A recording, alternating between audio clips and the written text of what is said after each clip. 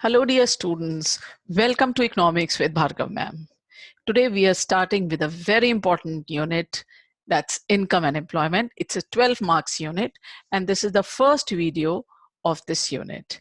In this video, we'll cover aggregate demand, its definition, type of concept, components of aggregate demand. And then we'll also study about aggregate supply. So let's start. Okay. So let us define aggregate demand first. अब भाई aggregate demand. So two words, aggregate and demand. Aggregate means in totality and demand का मतलब हमें पता ही है क्या होता है. क्या होता है? Quantity of a commodity demanded by a consumer at a particular price, particular time.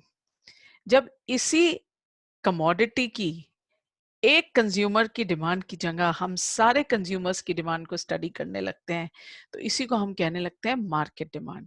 So market demand is the quantity of a commodity which all the consumers are ready to buy at a given price given time. भाई एक commodity की demand की बात को demand, उस commodity की demand की सारे कस्टमर्स की डिमांड को सम अप करना मार्केट डिमांड. लेकिन एग्रीगेट डिमांड होता है टोटल डिमांड, एक कमोडिटी की डिमांड नहीं. इकोनॉमी में जितनी भी कमोडिटीज हैं उन सब की डिमांड को जब हम संग लेते हैं उसी को बोलते हैं aggregate demand. So look, aggregate demand means the total demand for final goods and services in the economy. Aggregate demand is equal to total expenditure on final goods and services. Now, what you have to study that total demand is not of a particular good.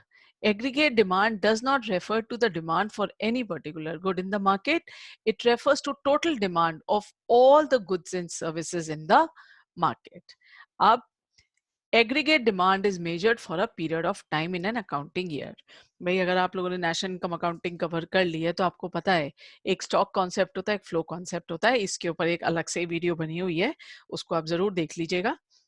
देखिए बेटा, flow concept होता है जब भी हम किसी variable को over a period of time study करते हैं उसको बोलते हैं फ्लो कॉन्सेप्ट. जैसे साल भर में कितनी डिमांड है, तो जब हम over a period of 1 year को स्टडी कर रहे हैं तो उसी को हम बोलते हैं फ्लो कॉन्सेप्ट. तो जो एग्रीगेट डिमांड है that's a flow concept. What does that mean? That simply means that we study aggregate demand for an accounting year. So aggregate demand is measured for a period of an accounting year. As aggregate demand is measured for an accounting year, therefore it's called flow concept. अब आओ भाई ex ante क्या होता है. देखो भाई, दो concept हैं, एक है एक्स एंटे और एक है एक्स पोस्ट. इसके ऊपर भी आगे वीडियो बनी हुई है इसी इनकम एंड एम्प्लॉयमेंट के अंडर, आप उसको भी स्टडी करिएगा. मैं सबके लिंक डिस्क्रिप्शन बॉक्स में डालती चली जाऊंगी. अब एक्स एंटे का मतलब होता है प्लान्ड और एक्स पोस्ट का मतलब होता है एक्चुअल. तो जो एग्रीगेट डिमांड है वो सब प्लानिंग है, एक्चुअल कुछ नहीं है.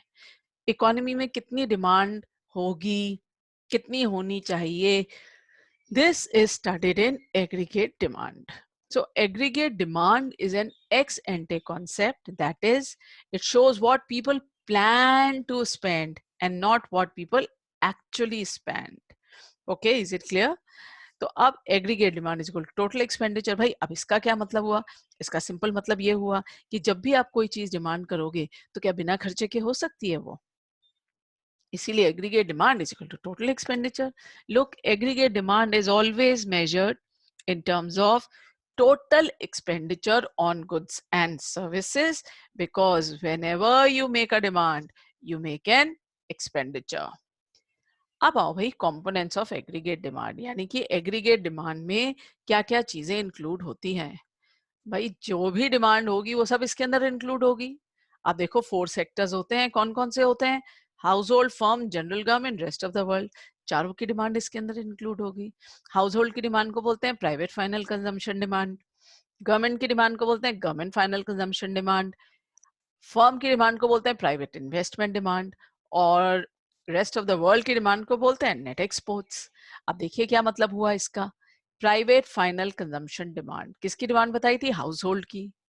तो भाई private final consumption here means the planned expenditure on final goods and services by household at a level of income during a given period of time.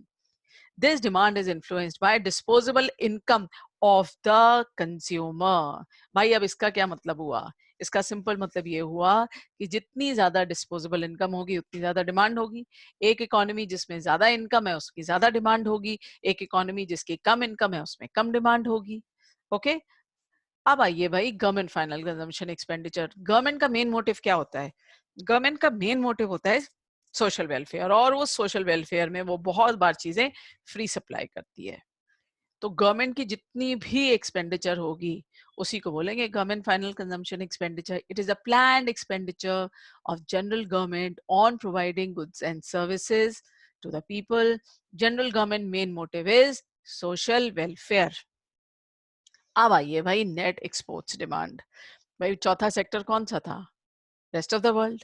Rest of the world जब भी हमारे ऊपर खर्चा करेगा तो वो एक तरीके से मेरे ऊपर इन्वेस्ट कर रहा है. तो नेट एक्सपोर्ट्स का फॉर्मूला होता है एक्सपोर्ट्स माइनस इंपोर्ट्स. एक्सपोर्ट का मतलब जो मैंने बनाया और बाहर वालों ने खरीदा. इंपोर्ट का मतलब जो बाहर वालों ने बनाया मैंने खरीदा. तो जब भी हम एक्सपोर्ट माइनस इंपोर्ट करते हैं उसी को बोलते हैं नेट एक्सपोर्ट्स. तो नेट एक्सपोर्ट्स ये दिखाता है कि बाहर वाले मेरे ऊपर कितना इन्वेस्ट कर रहे हैं. अब आइए भाई private investment. Private investment is जो फर्म्स इन्वेस्ट करती हैं. किस लिए? To increase productive capacity. आप कैपिटल गुड्स पे और स्टॉक पे जो भी इन्वेस्टमेंट होगा that will be private investment. So it is the planned expenditure on new capital goods by the producer during the period of time. अब आइए four sectors. कौन कौन से बताए थे? Household, firm, general government, rest of the world. अगर आपसे पूछे फोर सेक्टर इकोनॉमी की बताइए एग्रीगेट डिमांड, तो ये रही private final, government final, private investment, net exports. Three sector में भाई क्या हट जाएगा? रेस्ट ऑफ द वर्ल्ड हट जाएगा. Private final consumption, government final consumption, private investment. Aggregate demand क्या होता है? अगर टू सेक्टर इकोनॉमी, जो कि आपके कोर्स में है, आपके कोर्स में सिर्फ टू सेक्टर इकोनॉमी है, तो आपको अब एग्रीगेट डिमांड क्या बनना लिखना है? Private final consumption and private investment, जिसको हम शॉर्ट में लिखते हैं aggregate demand is equal to consumption plus investment. और डिमांड कर रहे हैं तो टोटल खर्चा करना ही पड़ेगा, इसलिए aggregate demand is equal to C plus I is equal to total expenditure. तो आपके कोर्स में टू सेक्टर इकोनॉमी है, इसीलिए आप लिखते हो aggregate demand is equal to C plus I. Is it clear? अब आइए भाई एग्रीगेट सप्लाई. एग्रीगेट सप्लाई क्या होता है? It is the total supply in the economy. जैसे aggregate demand was total demand, aggregate supply is total supply in the economy by all the producing units. और ये भी क्या कॉन्सेप्ट होगा? X एंटे concept होगा, क्योंकि एक्चुअल तो कुछ हम पढ़ ही नहीं रहे हैं. तो it is the value of final goods and services plan to be produced by all the production units in the economy taken together during a given year. Okay, अब देखिए जब भी आप सप्लाई करेंगे तो आपको फोर फैक्टर्स ऑफ प्रोडक्शन को use करके उसको बनाना पड़ेगा. तो फोर फैक्टर्स ऑफ प्रोडक्शन कौन से होते हैं? Land, labour, capital and entrepreneur. Land को क्या हम देते हैं? रेंट. लेबर को क्या देते हैं? वेजेस. कैपिटल को क्या देते हैं? इंटरेस्ट. और एंटरप्रेन्योर क्या अर्न करता है? प्रॉफिट. तो इन सब का जो पेमेंट है वो कहलाएगा टोटल कॉस्ट. तो जब भी हम कोई प्रोडक्शन करेंगे फोर फैक्टर्स ऑफ प्रोडक्शन को यूज करेंगे और उन पे कॉस्ट इनकर करेंगे, इसीलिए टोटल कॉस्ट. तो जितनी सप्लाई होगी तो उतनी टोटल कॉस्ट होगी. अब भाई देने वाले ने तो इसको कॉस्ट माना, लेकिन लेने वाला इसको क्या मानेगा? इनकम मानेगा. और जब हम रेंट, इंटरेस्ट, वेजेस और प्रॉफिट इस इनकम को ऐड करते हैं तो हमें पता है नेशनल इनकम अकाउंटिंग पढ़ने के बाद it is equal to national income. इसीलिए aggregate supply is equal to total cost, क्योंकि फोर फैक्टर्स ऑफ प्रोडक्शन को पेमेंट कराए तभी तो सप्लाई करने लायक गुड्स बने हैं. और टोटल कॉस्ट देने वाले के नजरिए से is equal to national income लेने वाले के नजरिए से, which is equal to rent plus interest plus profit plus wages. अब आओ भाई aggregate supply is equal to national income is equal to C plus S. अब अगर आपके पास एक इनकम है या आपकी इकोनॉमी के पास एक इनकम है, तो आप बताओ उस इनकम का आप क्या करोगे? या तो आप उसको कंजम्पशन पे स्पेंड कर दोगे या आप उसको सेव कर लोगे. तो यही लिखा है aggregate supply is equal to national income is equal to C plus S. A major portion of income is spent on consumption of goods and services and balance is saved. इसीलिए aggregate supply is equal to C plus S. Is it clear? अब देखिए aggregate supply का curve कैसा होगा, वो एक 45 degree line होगा। 45 degree line का मतलब क्या है, वो एक्स एक्सिस से भी उतना दूर है और वाई एक्सिस से भी उतना दूर है। तो हम वाई एक्स एक्सिस पे लेते हैं इनकम, नेशनल इनकम, और वाई एक्सिस पे क्या लेते हैं, कंजम्पशन एंड सेविंग। तो इसीलिए वो एक 45 डिग्री लाइन होता है। इसके ऊपर एक सेपरेट वीडियो बना हुआ है एग्रीगेट डिमांड और एग्रीगेट सप्लाई कर्व पर, आप उसको देखिएगा, लिंक में उसका डिस्क्रिप्शन में लिंक दिया हुआ है। तो I hope all the concepts are clear to you.